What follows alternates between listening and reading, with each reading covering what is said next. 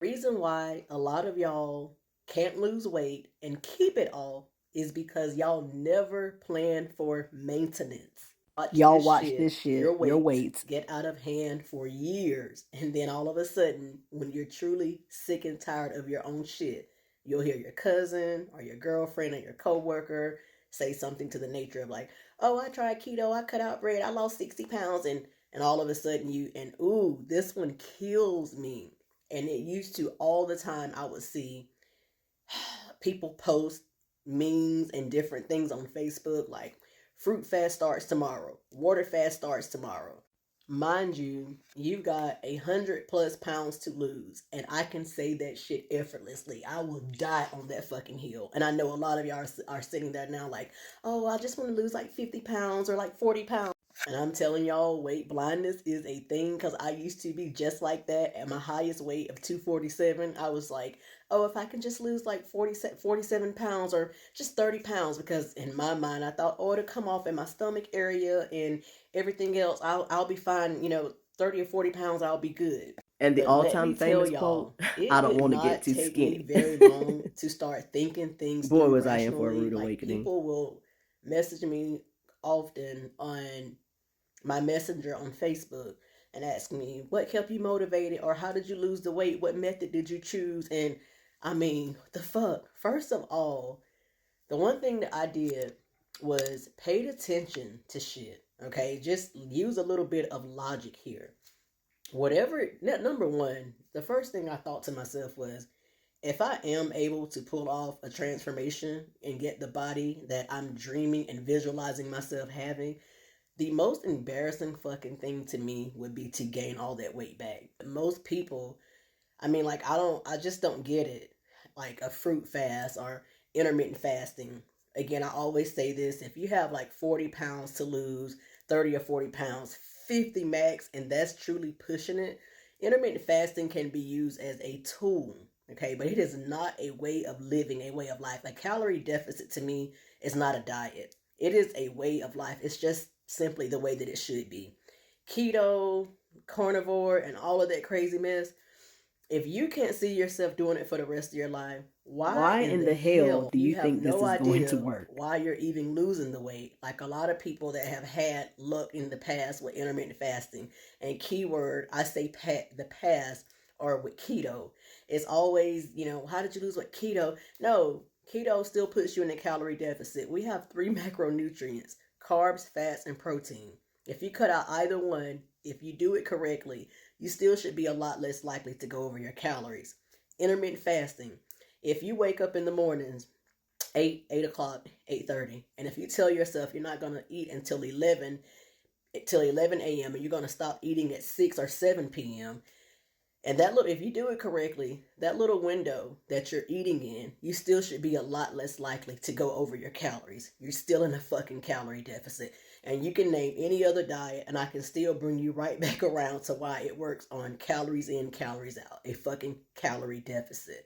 However, most people have no idea why they're losing the weight, and once they lose the weight, they think they can just go back to their regular old life, their old ways, and they wind up gaining it back and being absolutely fucking devastated.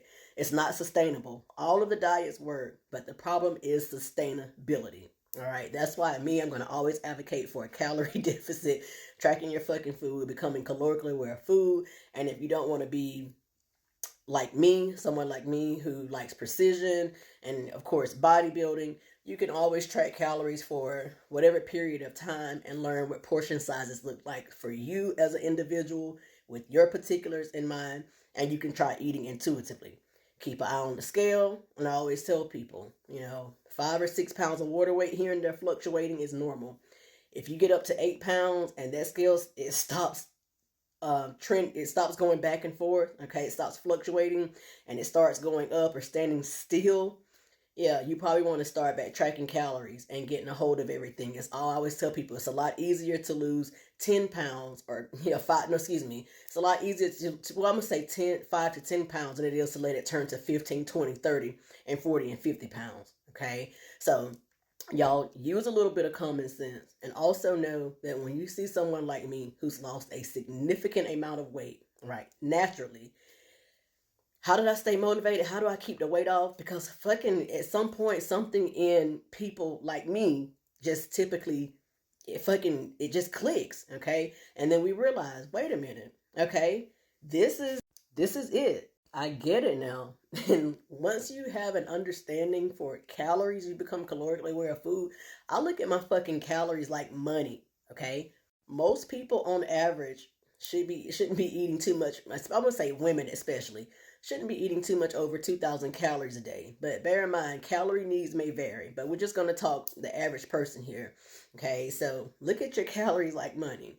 A lot of people are eating 3,800 calories easily. I treat my calories like money.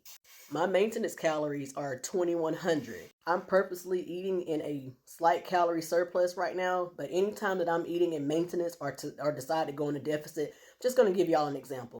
Let's say that I decided to go back into a calorie deficit, hypothetically speaking, and I'm eating like 1,700 calories a day. If that's my target on average, if I find where I'm having a day that I 2,300 calories, it's like, what the fuck?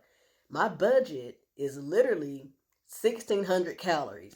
That's the amount of money that I have to spend every day. So it's up to me to spend it wisely, meaning choosing foods that are going to serve me where I can eat good and plenty and get my protein in and still have calories and maybe some calories left over for a few snacks, if you will.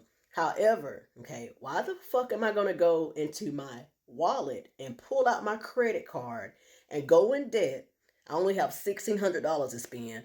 Why the fuck am I going to spend 2,500? Why am I going to go and eat 25,000 fucking, excuse me, 2,500 calories? At this point, I am beginning to go into debt. And if I do this consistently enough over the weeks, let days turn into a week and 2 weeks and 3 weeks, eventually I'm going to go into fucking debt, meaning my body is going to store it as fat. Once I started using that little scenario and it just kind of stuck in my head, then it just started making more sense to me. So you mean I'm just gonna go by McDonald's and get a fucking Big Mac and French fries just because I feel like it? Or because I'm so stupid that I can't budget my money and get more bang for my buck, meaning eating lean proteins, food that's high in fiber, healthy carbs, and healthy fats, foods that are going to keep me fuller longer. Rearranging my entire fucking lifestyle to fit my goals was still and always will be easier for me than it was for me being fucking overweight. I always say, and it's been a long time since I've said it, I am humble enough to know that fat does not always equal ugly, but I am too fucking vain to like the way that shit looked on me. And that, my friends, that right there is my motivation. It's all the motivation I ever needed.